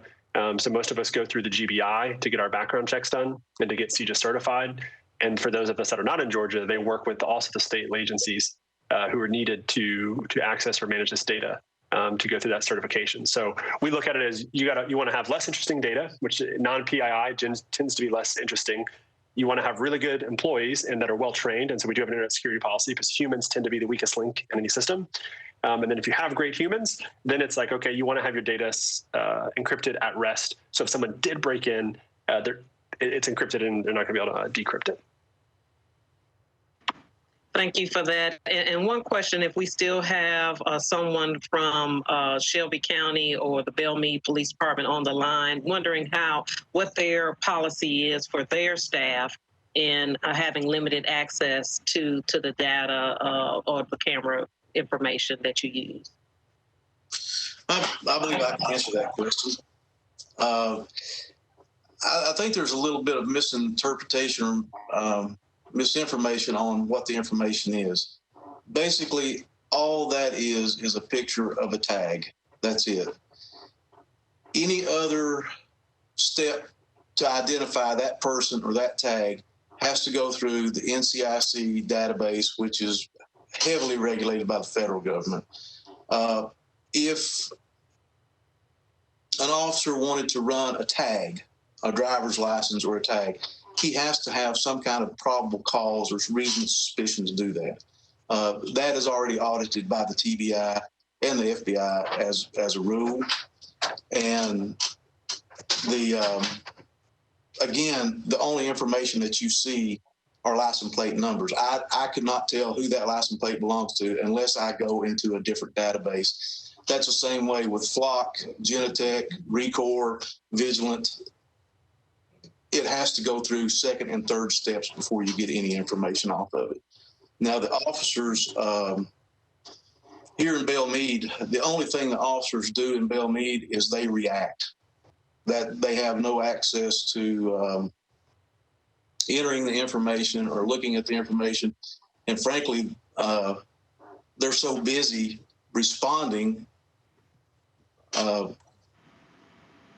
they really just don't have time to do it. But one thing I would like to say, when you're talking about stalking using the LPR cameras, as a police officer for 37 years, that is the most ineffective way to stalk somebody that I can imagine. You can take $50, go to the Dollar General store, and I can tell you everywhere you've been, everywhere you're going, and I can do that. The only thing an LPR will tell me is if you pass under this pole. That's it. And if you turn left, turn right down the road, I have no idea where you're going. But anyway, I hope I answered your question. Yes, thank you. It sounds like you have very limited. Not every police officer has access to the data. There's a limit. Is there a point person, and it's only pooled if it's needed regarding a specific crime. It will alert the officer when a car that's entered into NCIC or that we enter into it. Okay. But what I would do is I would please come down and look at it. And it's a simple system that allows us to look at bad people coming in to do bad things. Good people coming in. We have a point of interest is we have over 1 million cars per month come through Belmead. 1 million. We have solved cases that we would have never identified from Florida, from Arkansas, from St. Louis, Indianapolis, Scottsboro, Arizona. Metro is getting to the point where we're attracting people from outside coming in. Without this technology, we could not identify them. And again, the information that you would get if you hacked into the database, you would see a picture of a driver's license or a tag. That's it. All right, thank you. That's all I have, Chair. Next on the list is Councilmember Henderson. Thank you, Chair. I really do appreciate you convening this meeting and getting so many subject matter experts here. I think while I appreciate Councilman Rosenberg and Councilman O'Connell's point about privacy, I think from a regulatory perspective, with best practice and what other cities are doing, we can, meet that goal. But I also feel that in our public streets, to Ms. Charles' earlier point, don't really have the expectation of privacy. You register your vehicle, you drive it on publicly maintained streets, and a car crash is, no matter your age, either the first or second most likely way to die. Speeding kills, and our streets in Nashville especially are very dangerous in that regard. So I know Mr. Powell or Representative Powell, I'm interested to understand, because this conversation is going kind of beyond the legislation. I think of this in a kind of another area of public safety. So we're talking about car theft or, criminals coming and going. But, also I remind people it is against the law to speed and to run red lights and so forth. And so I've been most interested about this in that context. But I have previously understood that at the state level, Representative Powell, we are not enabled to do, school zone, speeding cameras or red light cameras and so forth. And so I'm kind of wondering about the intersection of the LPR technology with red light cameras and speeding. Are those, I understand that this is just a picture capture, but how or if is there the possibility to add in the speed or that the car is going? So I guess my question is to state law with Representative Powell and maybe Ms. Charles, and then on the more kind of technical aspect, is that a completely different technology, or is that an expansion of LPR technology? Thank you. Yeah, so this is Representative Powell. So as far as red light cameras are concerned, and I've expressed this to Councilman Nash and other council members that I overlapped my district with, certainly a much different, in my view, a much different technology. I will say at the state level, there has been a concentrated effort to really limit the use of red light cameras and, essentially try to limit their use. There's one representative in particular who made that a concentrated effort, who's no longer part of this new General Assembly. Yes, go ahead. Is that Representative Holt? Correct. Okay. Yeah, Representative Holt. Okay, and so do you perceive that to be a concentrated effort just on his part, or, I mean, what is the opposition to that? Because, when Nashville, when we think about safe streets through the whole spectrum of crime, that just seems to be the elephant in the room, because, there is no, bias in a camera. I think some colleagues might assert, and there certainly could be, where those cameras are put. But, if that was kind of fair and equitable and based on data where we've seen red lights being run and speeding happening. It seems to me to be a good way to do unbiased policing for safe streets. So do you sense that was a kind of a singular, that was sort of a personal issue with him burning his speed tickets in the trash can and so forth, or is that something other colleagues share? I think that other colleagues of mine, to answer your question, share that. Representative Holt had a particular distaste for those. I don't want to get into his line of thinking. But as far as his rationale, I mean, he had various reasons for that. I think he himself had been cited numerous times by red light cameras. But I mean, I do think that there are privacy concerns. There are other issues that go along with it that I think you will find that there is, it's important and I appreciate you all letting me join this conversation, and I've learned a lot. And I want to continue to hear more, particularly from the different sides that Councilman Rosenberg and Councilman O'Connell referenced. But from my interest in this matter, and not pertains to this city council piece of legislation, I hesitate at every turn to weigh in on any sort of city legislation. I think most of you on this call recognize the fact that most of my colleagues in the Davidson County delegation spend most of our times trying to uphold and defend the laws that the city passes against some of our other colleagues statewide. So, I think I'll leave this up to you as far as the way you approach it from a local level. But if there are state issues that we can weigh in on that limit the usability, the access, and some of the different issues that were raised, and I think we can do that at a state level if you feel like working through these different pieces of legislation to address these concerns, but then also look at the potential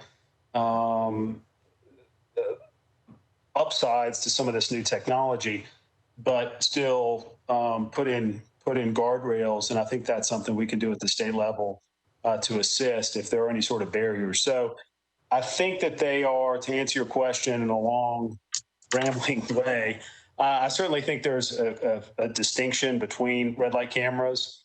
And what I've heard most of this discussion about is the license plate readers. And so, I think that I have not, and again, this is emerging technology, I have not really seen this debated or talked about at the state level or seen legislation that specifically impacts it. And so I think that given the onslaught of, particularly in my community, unsafe streets, people driving at high speeds and drag racing at all hours of the day and night, this has certainly piqued my interest as far as this topic, because I want to make sure that we put together a thoughtful piece of legislation that supports the city's efforts. I appreciate that. And then just for clarification, LPRs are permissible by state law, but red light cameras and speeding cameras are specifically prohibited by state law. Is that correct? So, and I might defer to attorney on that, but the red light cameras are, they are still used. However, it is my understanding, and again, I'll defer to the attorney on this, that the ticket that you might receive is not enforceable to be paid. I can testify. My daughter got a ticket in Knoxville, and she referred me to the law, and you don't have to pay it, and they can't use it against you in your credit rating or any suitable purpose. I didn't, to answer your question, thank you, Councilman Nash. To answer your question, they're technically not banned, but they're They're working. Stick is pretty much non-existent. Okay. Let's maybe work on that. But, and then my last question would be more specifically to a flock or an ITS as far as the LPR technology, recognizing that that is somewhat different, but where do those technologies intersect with each other, if at all? So, MNPD now has, as part of our, safety theater effort where we roll out something that says, this is the speed that you're going.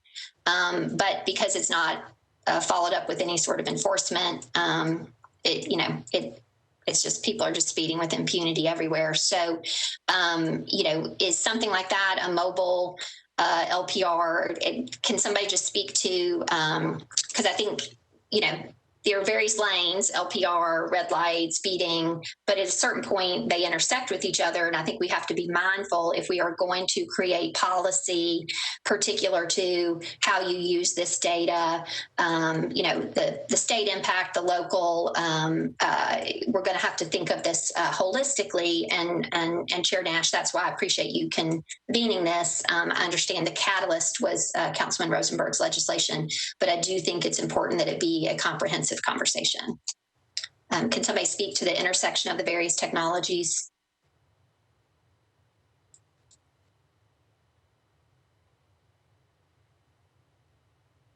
Maybe Dr. Coleman? Yeah, as I say, if anyone else is left, I'm happy to do it, but I'll let someone else talk first if there is someone. Dr. Coleman, can you speak to that, please? Is Dr. Holman still on the call? I'm still here, yes. No, is there some relationship between LPR and license plate? I mean, for example, red light cameras and the like. Yes, absolutely, in the sense they're both using cameras. And certainly you could, for example, combine a radar unit with an LPR type camera and capture a license plate and also measure the speed. And with a sophisticated enough camera system, you could actually do a frame-by-frame analysis and figure out the speed of the vehicle just from the different frames as the vehicle moves through it. So yes, you certainly could use a similar technology in terms of doing, for example, red light cameras or speeding cameras. But I will only say this from my own personal point of view. I think that people have a very visceral reaction against red light cameras and speeding cameras for a very simple reason. Breaking traffic laws or exceeding a red light or running a red light or exceeding a speed limit by a few miles an hour, you're dealing with a system that just makes a measurement and then says, okay, you violated this law, you're going to get a ticket. There is no human judgment in terms of what was going on. Maybe you were speeding because there was a medical emergency. Maybe you ran a red light to avoid a car T-boning you. There is no human judgment involved in that because sometimes people will break traffic laws not to cause harm or just because, but sometimes because for reasons that they can't necessarily control. Right. I appreciate that, Dr. Holman, but then they would have the ability to speak to that if they were issued a ticket. So I really don't want us to diminish the extent to which running red lights and speeding is fatal and dangerous and a real problem in our city. I'm absolutely saying this from just my own personal perspective on this. But the thing about LPR is a different beast. With LPR, if you're flagging a license plate and this is a stolen car, there's no doubt that here's a stolen car, it's got a stolen plate, and therefore it's something that needs to be investigated. So in other words, there's no question of interpretation in terms of why this particular incident was recorded. It was a plate that was on a hot list, and that's why it needs to be looked at.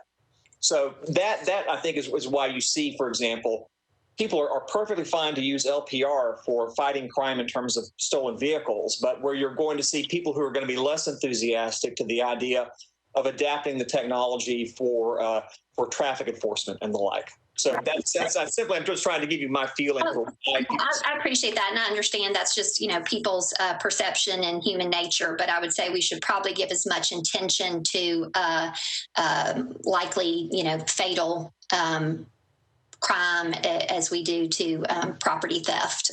So I think there's just a certain misunderstanding in the public how dangerous it is to speed and run red lights. And I think, people like Representative Holt and others who, diminish that kind of contribute to a culture of impunity around safe streets. So I certainly understand the human nature aspect of it, but I was just interested to understand, and I appreciate your response to the intersection of the technology. Thank you, Chair. You're welcome, Councilmember Henderson. Thank you. Council Lady Hauser.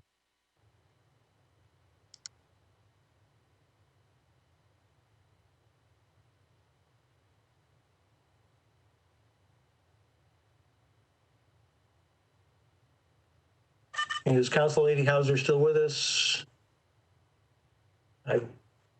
I don't see her. Next on the list is Council Lady Allen. Thank you, Mr. Chair, and thank you for setting up this meeting. I agree with Councilmember Henderson that although this was sparked by a specific bill, I think even as we deal with that bill, it's really important for us to look at this comprehensively because it's a huge issue dealing with the intersection of privacy concerns and security concerns. And I would echo Councilmember O'Connell's request that perhaps we have some folks from Turk and Mel Fowler Green from the Human Relations Commission to give us that perspective so that we do have a complete picture as we begin to make decisions. But I'm also very grateful for the potential guidelines that were given by Dr. Slowbogen on ways that that other cities have already created some important guardrails with regard to privacy, and I think that's an important thing for us to look at. But I do think what I hear from constituents are concerns about cars being broken into. I don't hear from constituents about privacy concerns. So I think we have to listen to all of those sides of that and try to find the balance point. If I could have, I guess, someone from the law enforcement side talk about who develops the hot list, and is there any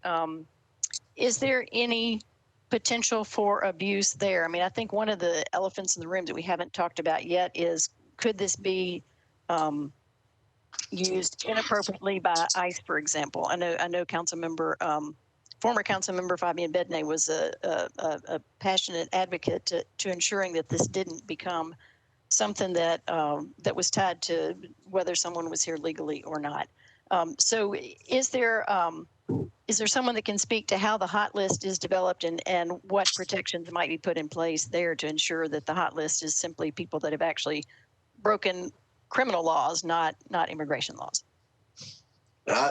If I'd be so kind, NCIC develops anytime anybody commits a crime, and I believe in Davidson County, it's actually the Attorney General's job to actually enter somebody into NCIC in order for that particular thing to be on the list. On a stolen car, there has to be a police report made.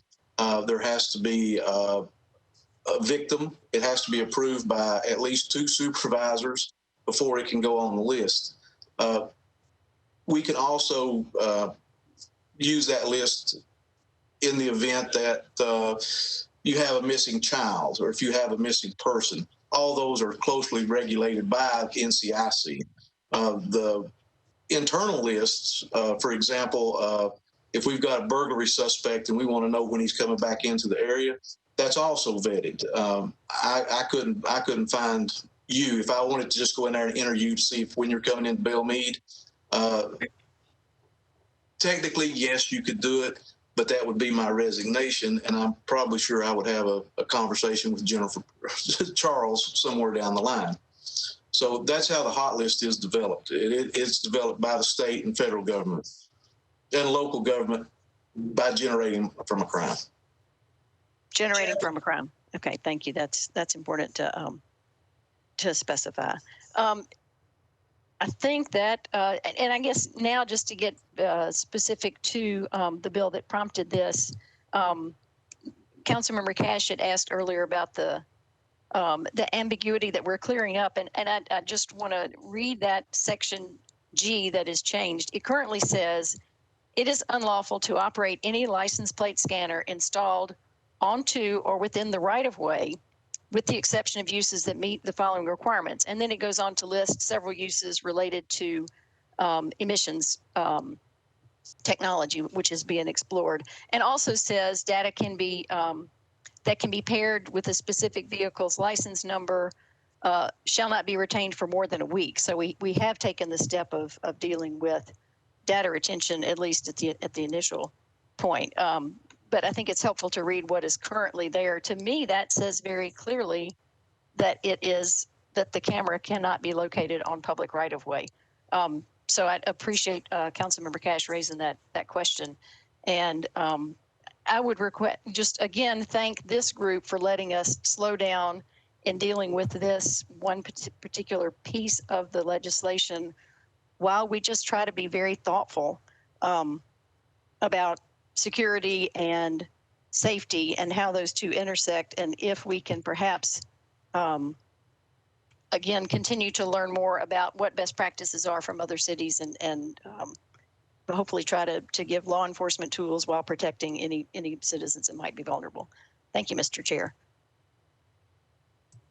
Thank you, Council Lady. Council Lady Hurt.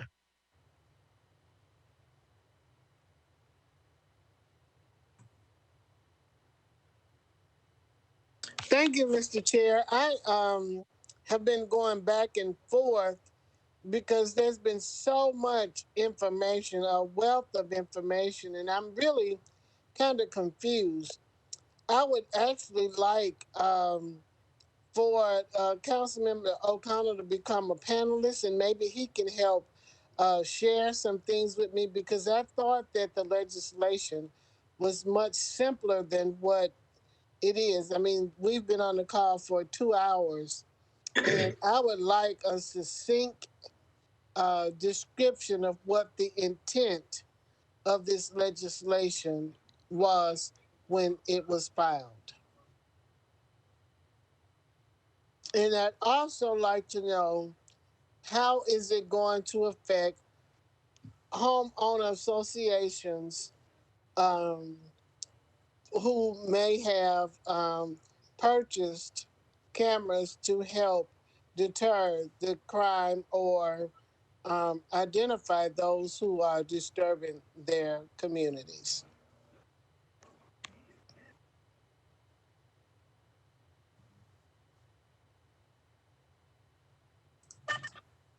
Anybody want to speak to that one? Mr. Chair, I'm on the call still, so I'm happy to jump in there. Okay. Thank you, Councilmember Hurt. Yeah, as one of the lead sponsors of this bill, the primary intent here is to limit the ability of private vendors to collaborate with local law enforcement without the knowledge of citizens to effectively build ad hoc real-time surveillance networks that go far beyond any other limitations of state-installed cameras. So there is, I think Councilmember Rosenberg, who requested the bill originally, was also concerned about, I guess, an oversight from the design of his 2017 legislation on license plate readers, and added that to the mix because it is related to surveillance technology. It does not, significantly, I guess, materially alter the way in which that regulation is applicable today. And so for it to generate a meeting of this kind, I mean, I agree with Councilmember Allen. It is not a bad thing for us to be having an important 21st century conversation as a city about surveillance technology in general, particularly in light of all of the recent activity and focus on reforms in both policing and our criminal legal system. However, again, as this was billed as an opportunity to understand BL 2020-457, I think we've gone pretty far off track in that regard. As far as how I would understand it to impact HOAs, I mean, there is no limitation that this bill would make by way of installation of cameras either by an HOA working collectively or by any individual homeowner in such a scenario. And those HOAs could choose to partner directly, almost have like a neighborhood watch scenario for the way they choose for their surveillance footage to work. What it does try to do is limit again, the ability for, networks like Ring, which they have, gone and established partnerships with law enforcement agencies across the country. It limits the ability for that to happen and for surveillance footage to be shared without a given homeowner's consent and without a given community's consent. And it generally makes it a voluntary or warrant-driven process so that, again, keeping this from back to that notion of no right to privacy. Well, that very well might be true under Fourth Amendment terms, but again, we want, I think there is a general interest in protecting privacy, again, where there is no suspicion of a crime, and again, where we have seen repeated violations of sort of trust and misinformation leading to people not only wrongfully accused, as I mentioned that in the meeting that this came up, the scenario where the Edge Hill apartments were, the door was kicked in wrongfully, or in scenarios that result in injury or death of a wrongful nature. I mean, I think the whole point here is we want these scenarios to play out when there is suspicion of a crime and not to result in mass tracking actions of private citizens who are,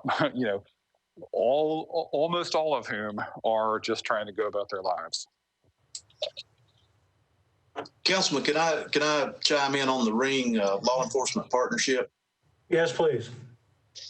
The Ring law enforcement partnership with law enforcement is a little bit misleading. It's a little bit advertised based. If I want to partner with Ring, in which we don't, I join in, everybody joins in with the Ring doorbell cameras, as law enforcement, the Ring doorbell cameras, and a crime's committed. I do not, as a law enforcement agency, have access to those Ring doorbell cameras. I can request Ring to request from the particular homeowner, can law enforcement have that video? If that homeowner says, no, he cannot, I don't even know that that camera exists.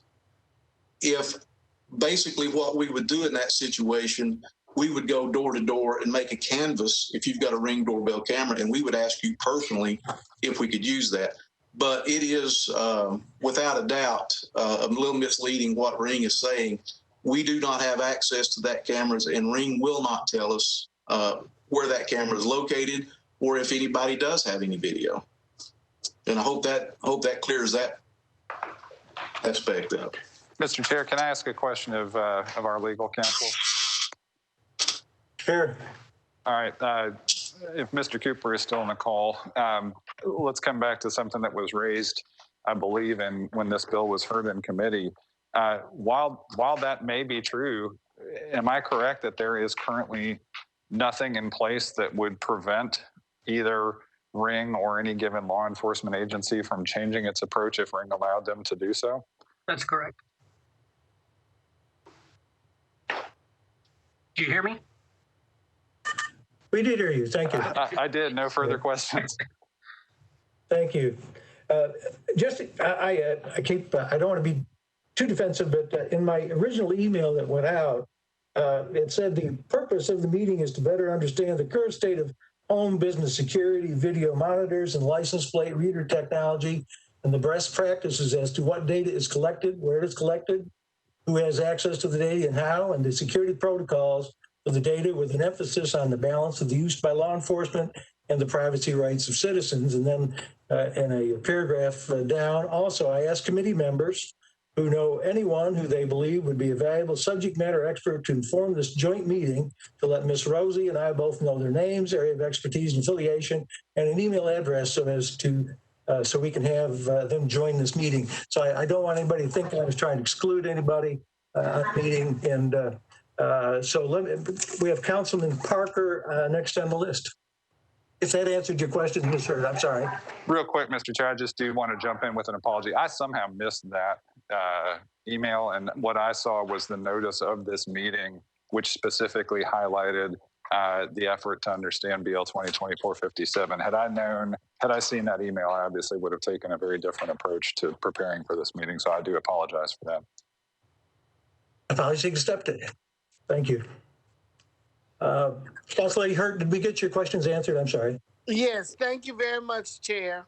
Oh, I do want to. I do think I had one community group that you may have been speaking of that emailed me that have worked out a contract with Flock, but because they are a public street, they have held up finishing their contract and purchasing those cameras. So at the current moment, they would be prohibited from using those cameras on the public right of way. Oh, will they? Yes. Oh, okay. Thank you.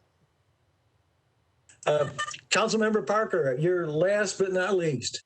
We're running a little over. I hope nobody minds. Understood. Thanks to everybody who joined this meeting to present today, and to all my colleagues for this very informative and provocative discussion. I just wanted to highlight, and a lot of my concerns were addressed with the exchange between Detective Tom Sexton and Councilmember O'Connell just now. But I do want to emphasize that the two pieces of the legislation, the second piece, the LPR piece, I think that this broad discussion has been super helpful in my thinking about it, and I think about our conversations going forward. I do think that there is a possibly different expectation of privacy with the sort of consumer home cameras. When you're out on the public right of way operating a licensed vehicle, I think that there is a different expectation of privacy there than there is when, say, there is a consumer camera device mounted across the street pointing at your home. I definitely understood Detective Sexton's perspective that, currently they do have to go to Ring and to specifically ask for specific information. But, I read through the terms of use for Ring cameras and the privacy policy prior to this meeting, and it's my understanding that those could be changed at any time. And consumers generally just click yes. That camera comes in the mail, they plop it on the door, and then this big 18-page document comes up and they just click yes. So I think that this the first piece of the legislation where we're talking about sort of baking in that process that Detective Sexton talked about of informed consent from the camera operators for this video footage to be shared. I think that is something that is certainly meritorious for consideration of the council. And I think that the LPR stuff, Councilmember Henderson and Alan and everybody, that was a very interesting discussion. And I'm certainly open to continuing this conversation about the LPR stuff, because to give one example, and I'm not gonna run on long here because I know we've all been here a while.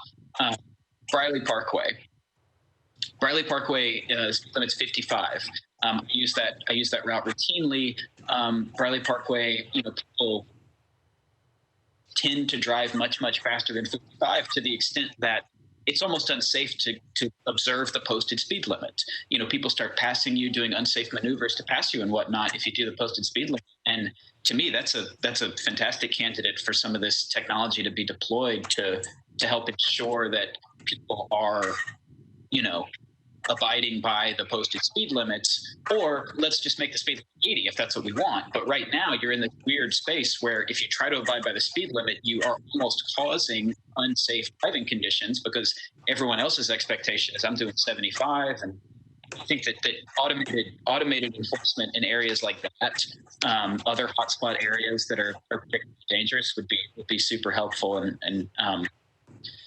And I don't think we should necessarily close the book on that, although I'm a little bit confused because we were told that the LPRs are different from the radar cameras, and I just think there's a lot more discussion to be had here, but I do want to emphasize the difference in the privacy expectations of someone's front yard, their home with a camera pointed to it, versus out in the public right of way with a licensed vehicle.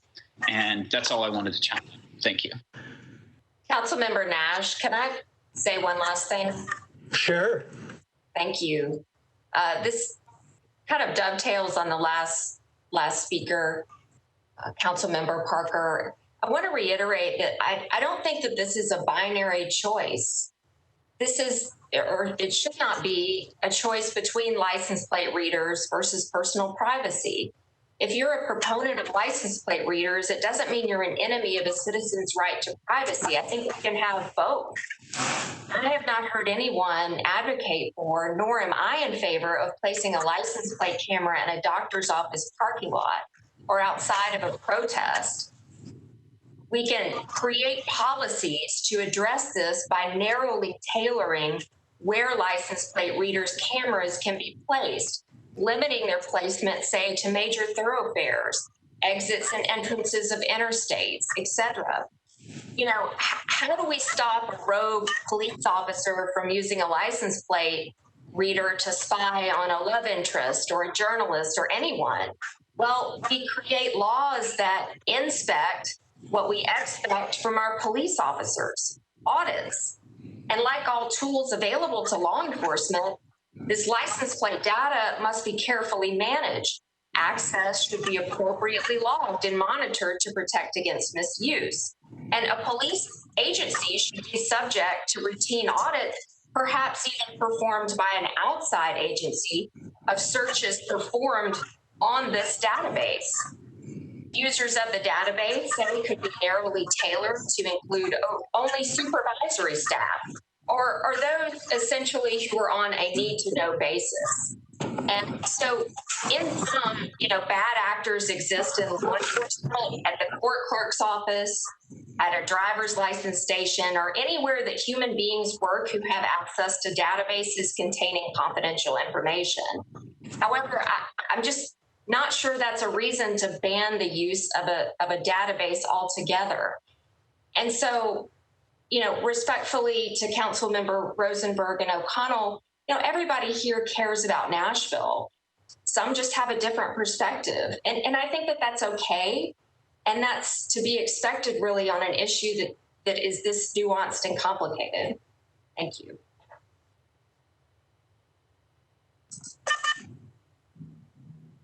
Does either of Councilmember Rosenberg or O'Connell want to reply? I don't want to leave that hanging.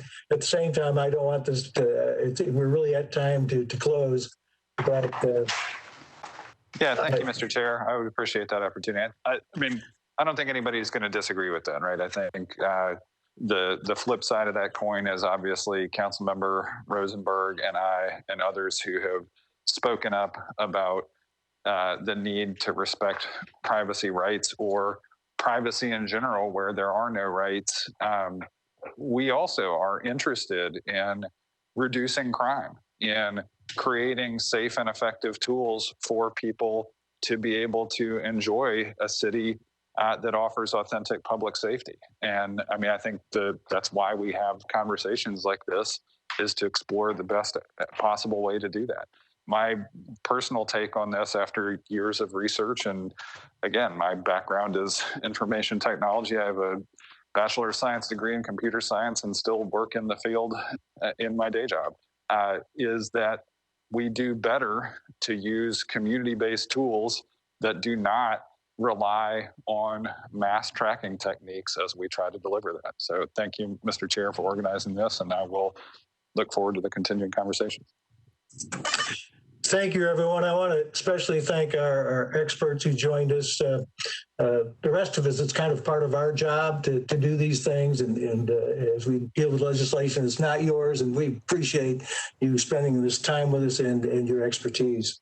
And thank everyone else who showed up and joined the conversation. And with that, we can close out. Great discussion. Thank you. Thank you, Chair. sir. Thank you, Councilman. Mr. Chair. Thank you.